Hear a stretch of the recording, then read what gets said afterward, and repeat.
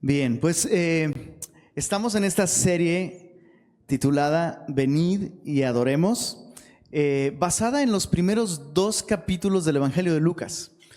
Sucede que el Evangelio de Lucas tiene la peculiaridad de ser el único documento del Nuevo Testamento escrito por una persona con, digamos, pues con preparación de investigación y demás. Lucas, el médico amado, fue muy metódico al investigar y poner cronológicamente el orden de toda la historia de la vida, muerte y resurrección de Jesús.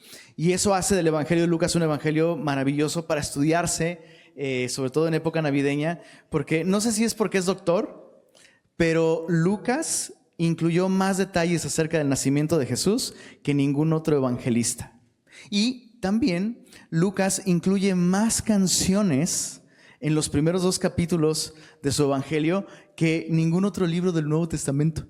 Entonces, de un modo interesante, de hecho, canciones que cantamos en Navidad están inspiradas en estas canciones de estos 2 capítulos. Así que el día de hoy vamos a estudiar un tema de introducción en Lucas capítulo 1, llamado o titulado Llamarás su nombre Jesús.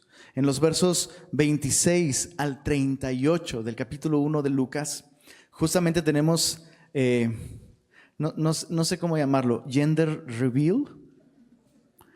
Vemos al ángel Gabriel en el capítulo 1 de Lucas yendo y anunciando bebés por todos lados. Aguas, recién casadas, si ven al ángel Gabriel por ahí, huyan.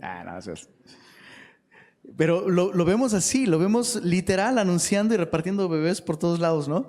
Y lo vemos especialmente anunciando el nacimiento de Jesús. Y es algo impresionante, ¿no? Es una escena muy corta, muy breve, pero es muy profunda, porque literalmente lo que el ángel Gabriel anuncia es que María va a concebir al Hijo de Dios en su vientre. Va a tener, piensa esto, la vida de Dios en su vientre, creciendo dentro de ella. Y ese es el gran mensaje de la Navidad, ¿sabes? La Navidad comienza ahí. La Navidad comienza en el momento en el que llega el tiempo escogido por Dios para que Dios cruce a nuestro mundo, entre a nuestro mundo y a nuestro tiempo. Entonces, el tema es, llamarás su nombre Jesús, y tendremos 4 reflexiones acerca de esto. Vamos a leer los versos 26 al 30 primero, y dice así: Al 6º mes, el ángel Gabriel fue enviado por Dios a una ciudad de Galilea llamada Nazaret, a una virgen desposada con un varón que se llamaba José, de la casa de David, y el nombre de la virgen era María. Y entrando el ángel en donde ella estaba, dijo: Salve, muy favorecida, el Señor es contigo, bendita tú entre las mujeres. Mas ella, cuando le vio, se turbó por sus palabras y pensaba qué salutación sería esta. Entonces el ángel le dijo: María, no temas, porque has hallado gracia delante de Dios. Lo primero que vemos en esa sección es el contexto de la historia, ¿no? De hecho, si te diste cuenta, pues comenzamos a leer ya como a mitad de la historia, ¿no? Porque dice al 6º mes. O sea, ¿al 6º mes de qué? Bueno, 6 meses antes el ángel Gabriel visitó a Zacarías, quien será el padre de Juan el Bautista, ¿no? Pero sabes, esta historia está aquí a la mitad, no solo porque 6 meses antes Gabriel le anunció a Zacarías el nacimiento de Juan. Esta historia está aquí desarrollándose desde mucho tiempo antes. O sea, la Navidad no comienza realmente en este punto. La historia de la Navidad no fue que, pues está muy bonito, llamémosle Navidad a esto. No, la historia de la Navidad comienza desde Génesis 3, cuando Dios le promete a la mujer enviar de su simiente a uno que aplastará la cabeza de la serpiente y revertirá los efectos de la maldición, ¿no? Entonces, esta es una historia antigua, ¿sabes? No es que a la iglesia se le ocurrió este concepto de Dios haciéndose carne. Este es el mensaje de la Biblia desde sus primeras páginas. Y entonces esa es la razón por la que el ángel Gabriel, cuando es enviado a María, la saluda con estas palabras que a María la turban. ¿Te diste cuenta? que dice el texto que al ver al ángel se turbó, pero no se turbó por su apariencia. ¿Se turbó por qué? Por sus palabras, ¿no? Pensando, pues, ¿y este igualado? No, no es cierto. No, obviamente se perturbó porque esas palabras no eran palabras que se esperaran ser dirigidas a una jovencita como ella en un lugar como ese. Es una jovencita soltera, ¿no? ¿Qué podía ofrecerle a Dios? En un lugar como Nazaret, del cual la Biblia nos dice, ¿no?, que la gente misma decía, oye, de Nazaret puede salir algo bueno. O sea, ¿qué es esto? ¿Por qué esta persona viene a mí con este tipo de palabras? Ahora, examinemos sus palabras. Esta palabra salve, muy favorecida, especialmente la palabra salve, es muy triste, pero no tenemos una palabra equivalente en español. Para traducir esta palabra tendríamos que explicar más cosas, porque salve suena como a detergente, ¿no? O como a saludar a un rey, salve, ¿no? Rey de los judíos, no sé. Suena como que no tiene una conexión con nosotros. Bueno, en su idioma original, la palabra salve se escribe, bueno, o se pronuncia, perdón, no tiene ninguna connotación política, se los prometo, pero salve es chairo. Dices, chale. Es chairo y es una palabra familiar de gracia, ¿no? Entonces no tiene una traducción equivalente en el español, pero es una expresión de júbilo, es una expresión de apreciación, de celebración y de gozo. Y aunque no es un imperativo, lleva la idea de una invitación a gozarse también. O sea, lo más cercano que tendríamos en nuestro lenguaje el día de hoy es, no manches, qué chido. Algo así. ¿O cuál sería la expresión regia para algo parecido? Está con ganas, María. Muy favorecida, ¿no? Esa es la idea. El ángel está feliz, está gozoso y está invitando a María a gozarse también. Por ponerte un ejemplo, esta misma palabra salve, en Mateo capítulo 2, verso 10, cuando habla de los sabios que vienen de Oriente, se traduce así. Dice, al ver la estrella se chairó con muy grande chairó. Se gozaron con muy grande gozo. Entonces, ¿cómo es que Dios tiene buenas noticias para mí?, pensaría María. ¿Cuál es la razón de gozarme viviendo en un lugar como en el que vivo, en un momento como en el que vivimos, oprimidos por Roma? ¿Cómo es posible que pueda haber gozo para mí? Las siguientes palabras del ángel tienen la respuesta: muy favorecida. Muy favorecida es una palabra parecida a chairo, es charito. Vas a salir hablando griego de aquí el día de hoy. Y se refiere a alguien que ha recibido gracia al extremo. Alguien que ha recibido una posición de favor inmerecido, insuperable. Es una expresión que solo aparece otra vez en el Nuevo Testamento. Aparece aquí, y la segunda vez y única vez que aparece otra vez en la Biblia es en Efesios 1:6, al hablar de la obra de redención con la que Cristo nos salvó. Efesios 1:6 dice, para alabanza de la gloria de su gracia, con la cual nos hizo charito, nos hizo aceptos, nos hizo muy favorecidos.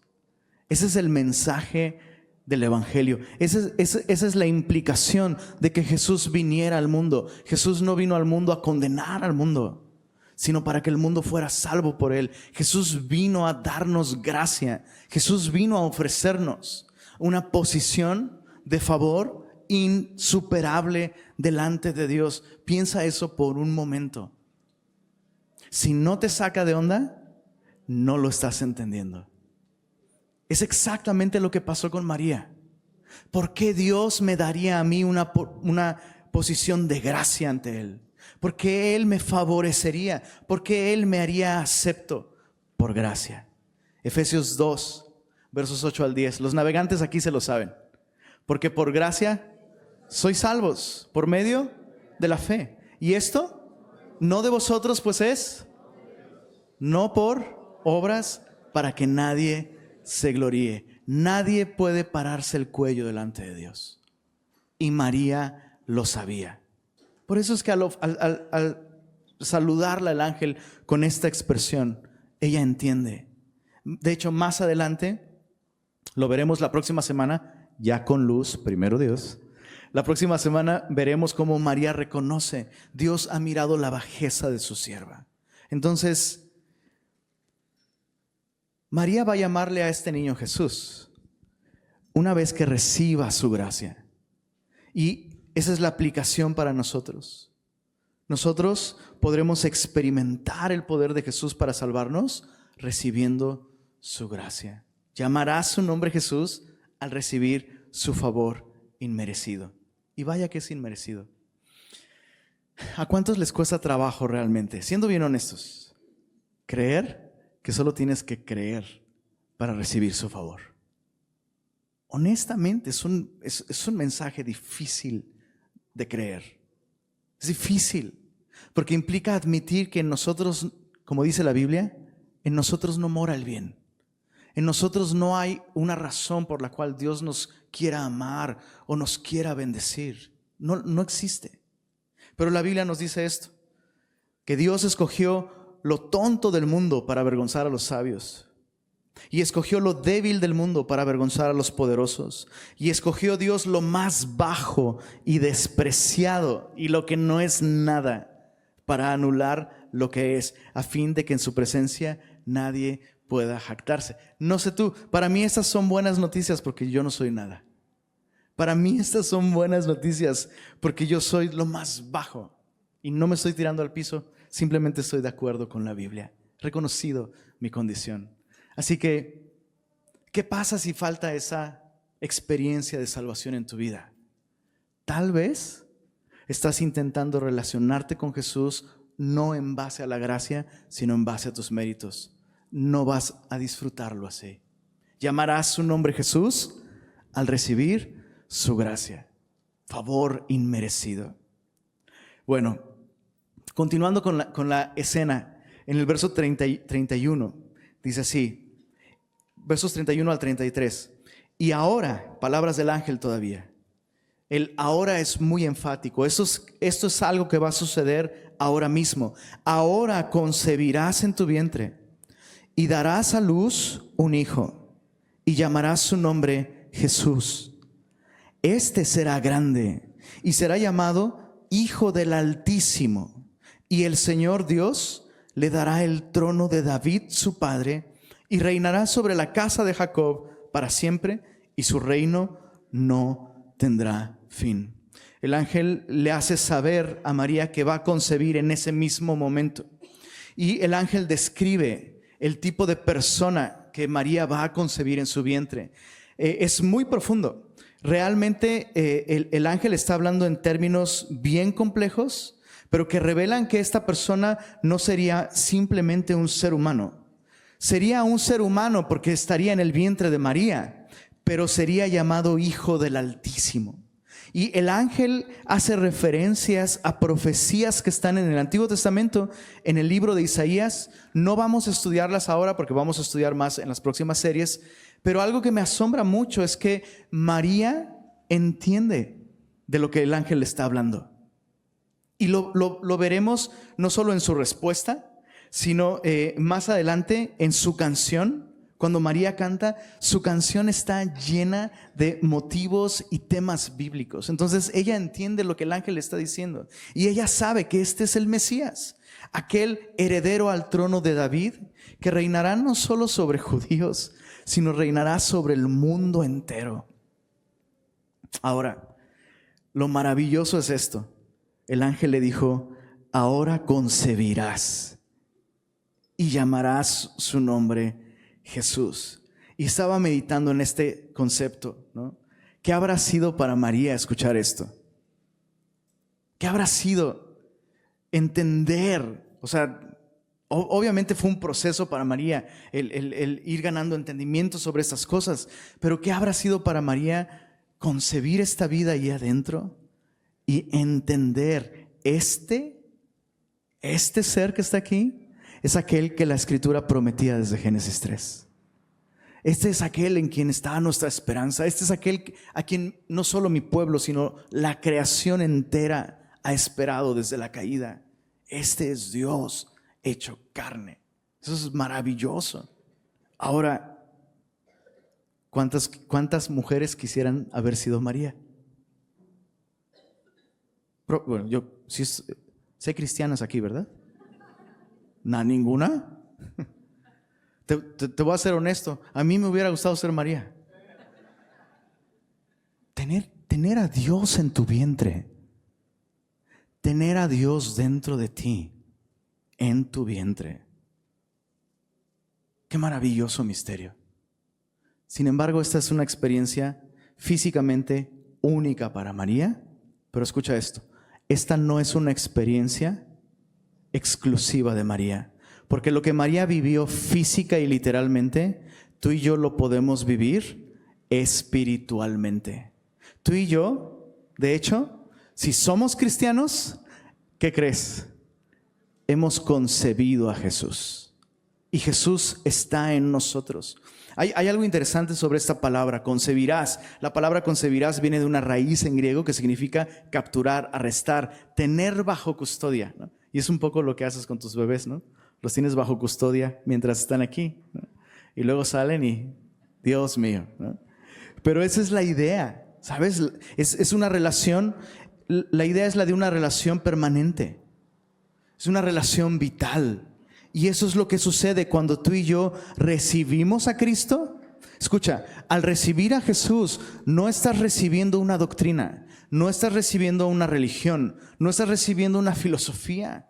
Estás recibiendo una persona que te ama, que realmente te ama y que desea no solo vivir en ti, sino sustentarte. Esa es la diferencia entre el embarazo literal y físico y tener a Jesús en nosotros. En un embarazo físico, la mamá sustenta al bebé, pero en este embarazo espiritual es el bebé el que nos sustenta a nosotros. Jesús nos sustenta a nosotros. Y todos los síntomas que vienen con un embarazo físico, ¿qué crees? Vienen con este embarazo espiritual. ¿Se está entendiendo lo que estoy diciendo? ¿O ya los super perdí? Los síntomas son los mismos. Vamos a hacer memoria, mamitas, de cómo fueron sus síntomas en el embarazo. Para empezar, tus apetitos cambian, ¿no? Cosas que antes disfrutabas muchísimo, de pronto se vuelven insoportables, ¿no? Hasta te dan asco. Mamás, ¿estoy diciendo lo correcto? Dices, oye, esto me encantaba y ahora nada más de... ¿no? ¡Qué asco! Bueno, ¿qué crees? Si Jesús está en ti, si Jesús ha nacido en ti o está vivo dentro de ti, va a suceder lo mismo. Por eso es que no es un asunto de luchar con el pecado, ¿no? Es que te quiero luchar por dejar esto. No, si Jesús está en ti, van a cambiar tus apetitos y cosas que antes disfrutabas y te gustaban, ahora te dan asco.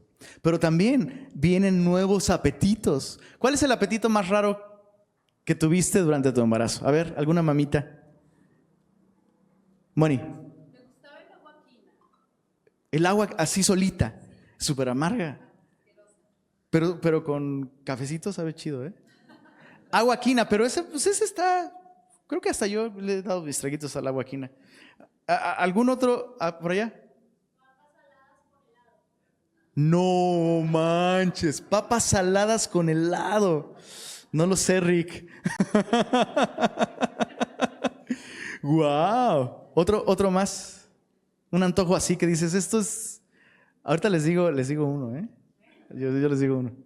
¿Alguien más? Pues muy... Señoras y señores, tenemos una ganadora, yo creo. ¿De aquí de este lado? Huevo cocido con mayonesa y mostaza. ¡Wow! No, ya el huevo y la mayonesa ya me perdiste. Y mostaza, no. Bueno, les voy a decir, mi mamá me cuenta, ¿eh? Mi mamá, siempre la balconeo a mi mamita, pobrecita. Ya tiene las orejas rojas permanentemente. Pero mi mamá me cuenta que cuando se embarazó de mí, se le antojaba, no sé si lo hizo, tengo eso pendiente, pero se le antojaba chupar ladrillos. Dice, veía los ladrillos, se me antojaba. No sé si... ¿A ti también, Aldita? ¡Wow! Tal vez, ¿verdad? No sé, minerales. Pues agua quina mejor, ¿no? Pues para eso.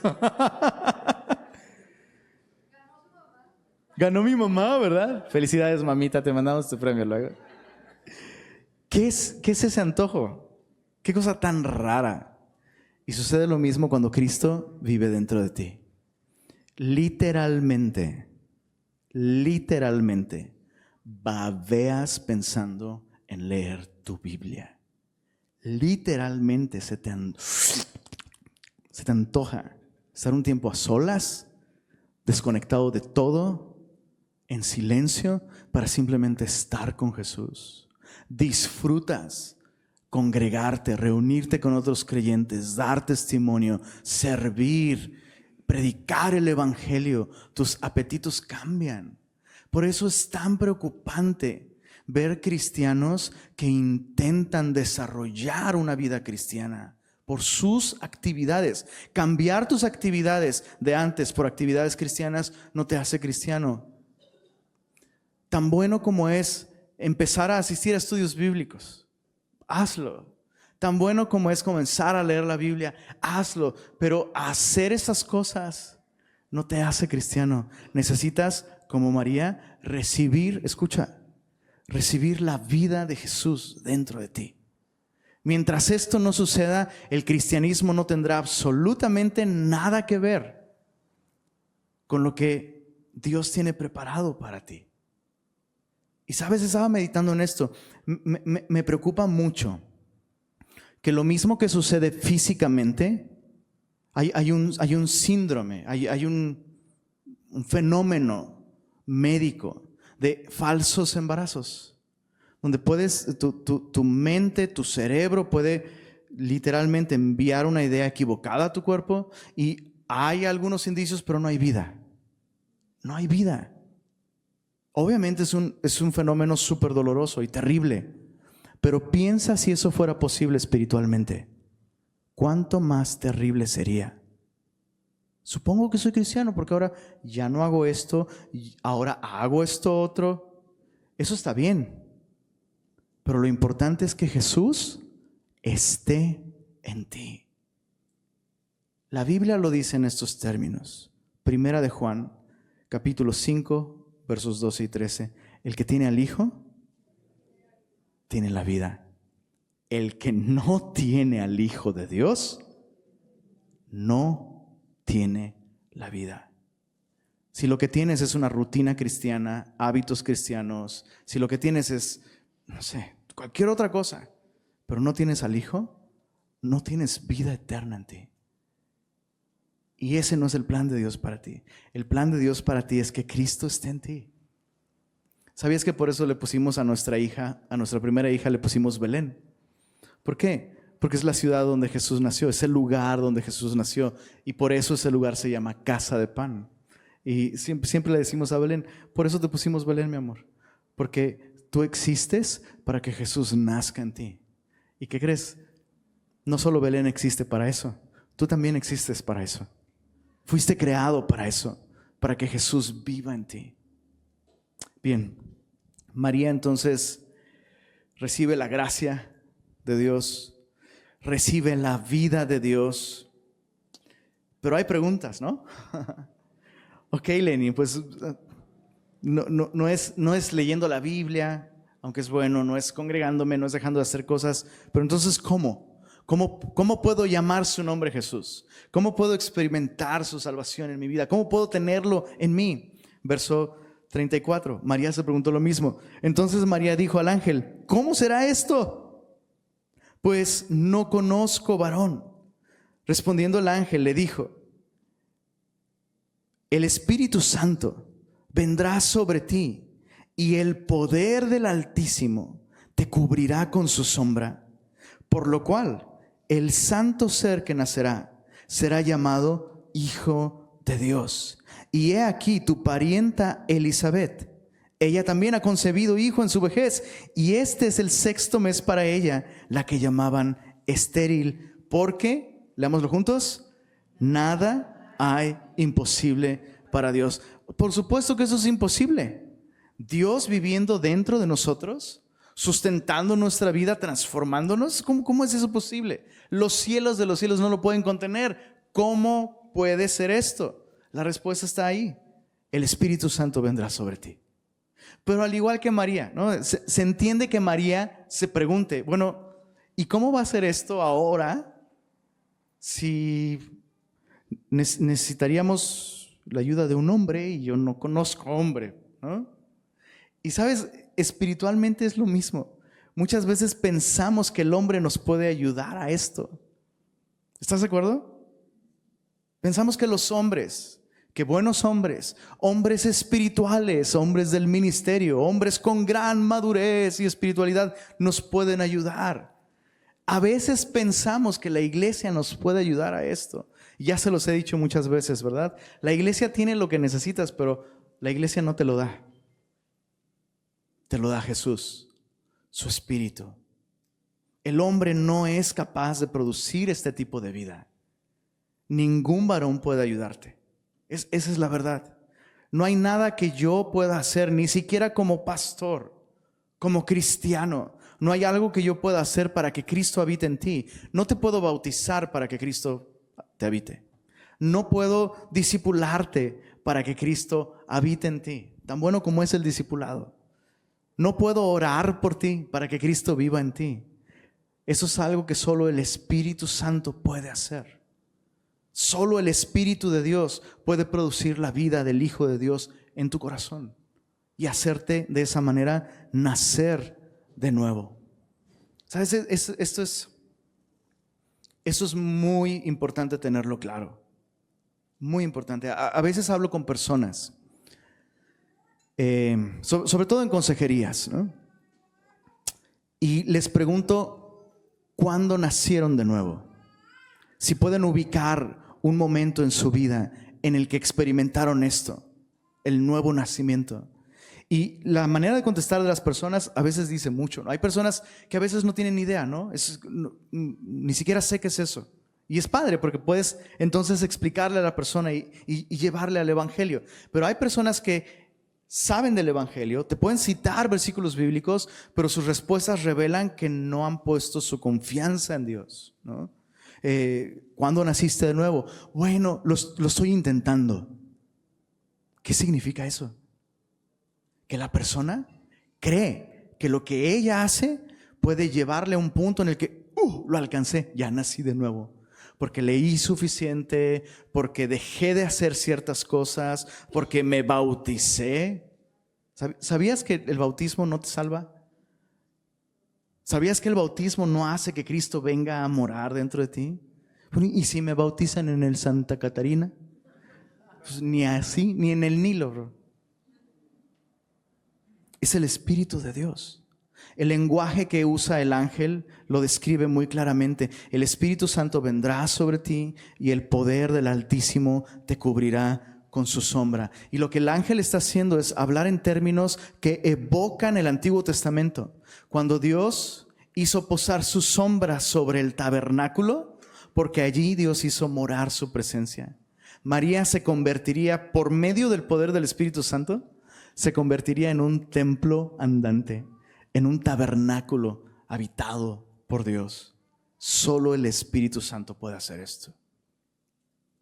¿Y cómo entonces podemos recibir su Espíritu? Efesios capítulo 1 nos da la respuesta.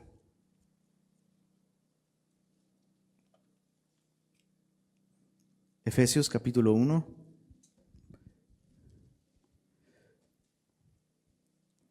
Verso 13 y 14 dice así: en él también ustedes, habiendo oído la palabra de verdad, el evangelio de vuestra salvación, y habiendo creído y depositado su diezmo, ¿así dice? Habiéndose discipulado, memorizado versículos, dejado de fumar, de ver telenovelas, cortarse el cabello si eres hombre no más de 7 centímetros. Nada de eso. Qué triste, ¿no? Que definimos el cristianismo así, pero no. Habiendo oído el evangelio y habiendo creído en él, fuisteis, ¿qué dice ahí? Sellados con el Espíritu Santo de la promesa.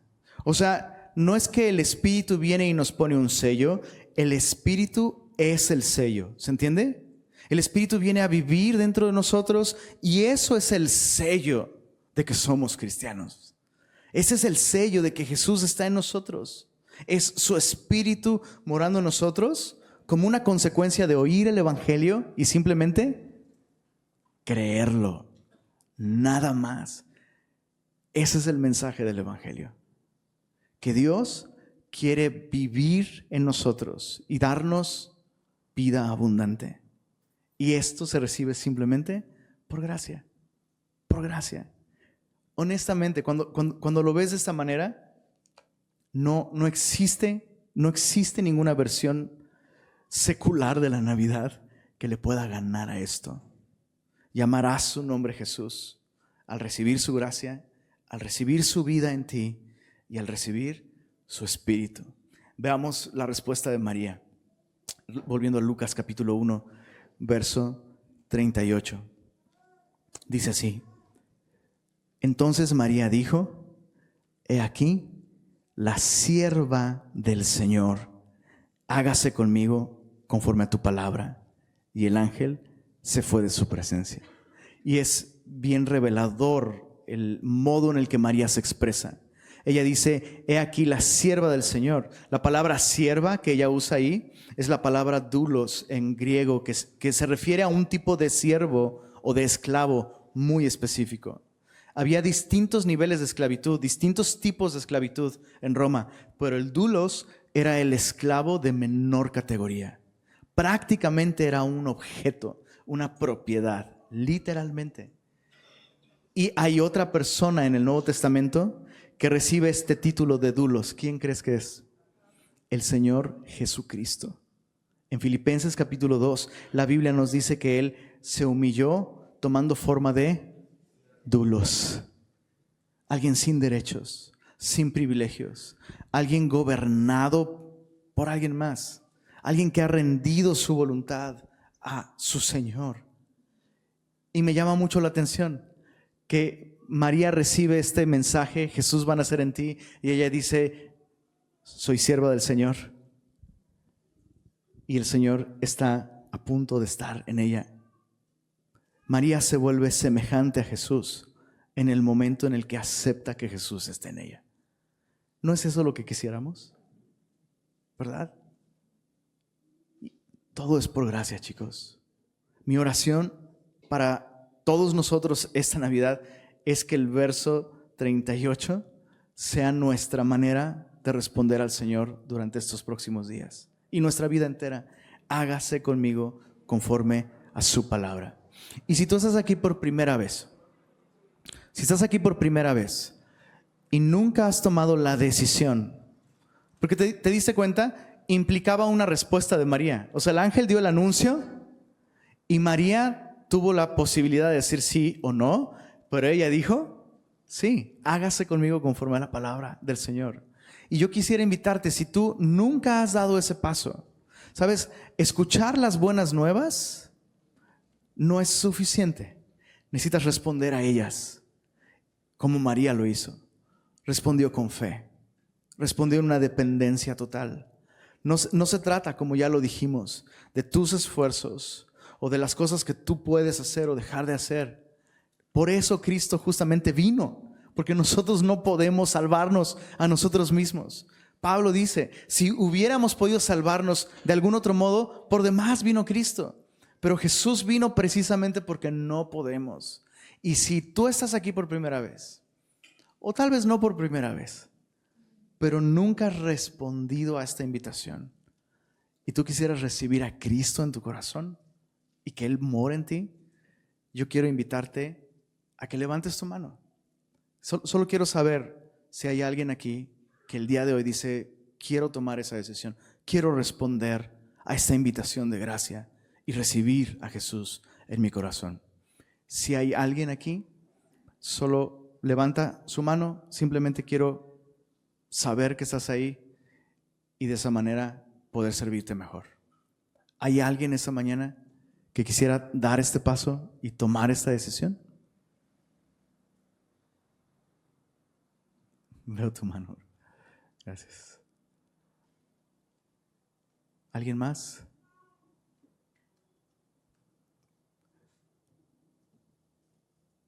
Bien. Bueno, inclinamos todos nuestro rostro, por favor.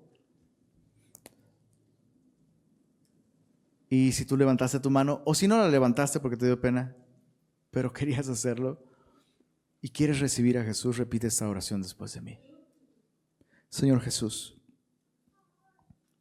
reconozco que yo no tengo la capacidad de salvarme y que no merezco tu amor y tu perdón. Pero hoy he escuchado que tú lo hiciste todo por mí